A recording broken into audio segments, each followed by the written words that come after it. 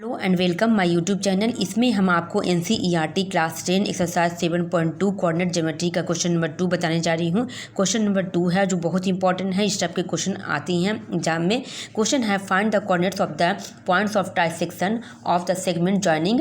ये दो सेगमेंट का नाम दिया है, मान लीजिए इसको ए मान लेते हैं, इसको बी मान लेते हैं। इस तरह से आपको लाइन लेना है, ए और बी मान लेना है, दोनों को आपको ट्राइसेक्शन पार्ट में कट करना। ऐसा दो पॉइंट आपको लेना है जो इक्वल पार्ट में हो। तो आपको इक्वल पार्ट में मान लीजिए सी और डी लाइन लिए, लाइन ए बी पर सी और डी लिए, जो इक्वल होना चाहिए। A C equal C D equal D B होना चाहिए, मतलब सभी इक्वल होना चाहिए। अब यहाँ पर लिखेंगे जो रेशियो कितना होगा। अब हम यहाँ पर देखिए, यहाँ सी का कोऑर्डिनेट निकालेंगे तो यहाँ से यहाँ तक 1 रेशियो हो जाएगा, यहाँ से लेके यहाँ तक भी कितना हो जाएगा। यहाँ से यहाँ हो गया 1 रेशियो, फिर यहाँ से लेके बी तक तो 1 और 2 मतलब 1 रेशियो। देखिए यहाँ डिवाइड जब कर रहे हैं दो पॉइंट में तो 1 2 3 हो गया, पार्ट में कट गया, उसको ट्राइसेक्शन बोलते हैं। सभी इक्वल पार्ट में होगा, ये 1 होगा, ये 1 होगा, ये भी 1 होगा। इस टाइप से होता है। मान लीजिए इसको 1 मान लें, इसको 1 मान लेंगे, ये 1 रेशियो, ये 1 रेशियो, इस तरह से होगा क्योंकि इक्वल पार्ट में काट किए हैं। तो यहाँ हम लिख सकते हैं सी डिवाइड्स लाइन, सी डिवाइड कर रहा है line A be in ratio. किस रेशियो में डिवाइड कर रहा है तो 1:2 में डिवाइड कर रहा है। यहाँ से यहाँ तक 1 हो गया और ये 1 और 1 2 हो गया इस तरह से।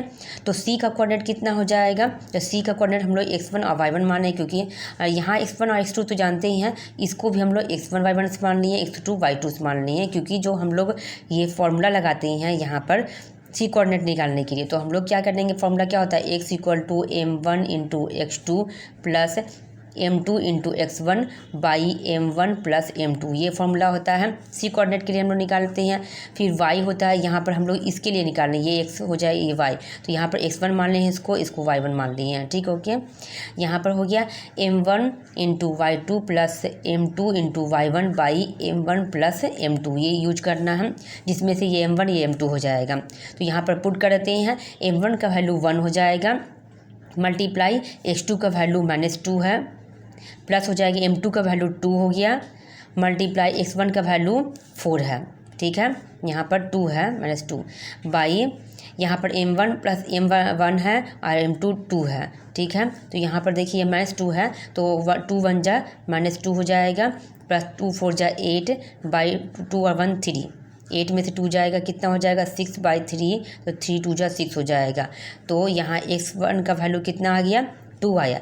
अब y1 जो हम लोग निकाल रहे हैं वो m1 का वैल्यू 1 है, y2 का वैल्यू -3 है, प्लस m2 का वैल्यू 2 है, मल्टीप्लाई y1 का वैल्यू -1 है, यहाँ पर लिख दिए ऊपर में -1 बाई हो जाएगा 1 + 2, 3 1 जा 3 -3 हो जाएगा, प्लस और माइनस हो जाएगा, 2 1 जा 2 बाई 2 और 1 3 हो जाएगा, इक्वल टू -2 और -3 और -2 कितना हो जाएगा, -5/3 हो जाएगा, ठीक है।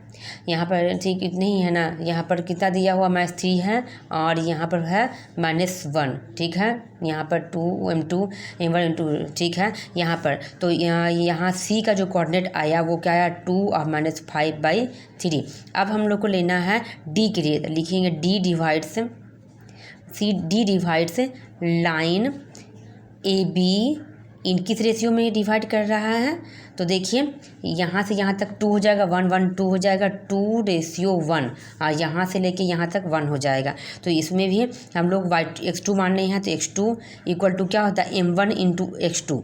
तो m1 कितना है, यहाँ पर 2 है, ये 1 m1 ये है, m2 ये है, तो 2 × x2 -2 है, प्लस m2 × x1, m1 1 है, x1 है 4, ठीक है, बाई हो जाएगा 2 + 1, यहाँ पर हो जाएगा y2 निकालने के लिए m1 का वैल्यू 2 मान के बनाती है, इतना लिखने जाएगा, ज़्यादा टाइम लग जाएगा।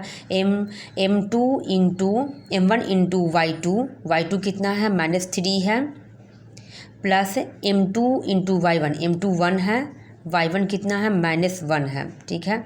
यहाँ पर देखिए -1 दिया हुआ बाई 2 + 1, यहाँ हो जाएगा 2 2 जा 4 -4 हो जाएगा, प्लस 1 4 जा 4 बाई 2 और 1 3, -4 और 4 कितना हो जाएगा, कैंसिल हो जाएगा, तो 0/3 = 0 हो जाएगा।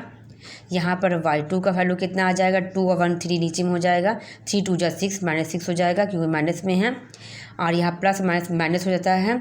यहाँ पर कितना था m1 इंटू y1 का वैल्यू कितना था, -1। देखिए यहाँ पर था, ये -1 लिखे हैं, तो प्लस माइनस 1 हो जाएगा, माइनस माइनस प्लस -7/3 हो जाएगा y2 का वैल्यू। तो यहाँ पर d का जो कोऑर्डिनेट आएगा 0 -7/3, पहले x लिखते हैं फिर y लिखते हैं, ठीक है। इस तरह से आपको यहाँ पर c और d का पॉइंट निकालने के लिए बोला गया था। आपको मेरी वीडियो अच्छी लगी तो please subscribe, like and share. Thank you.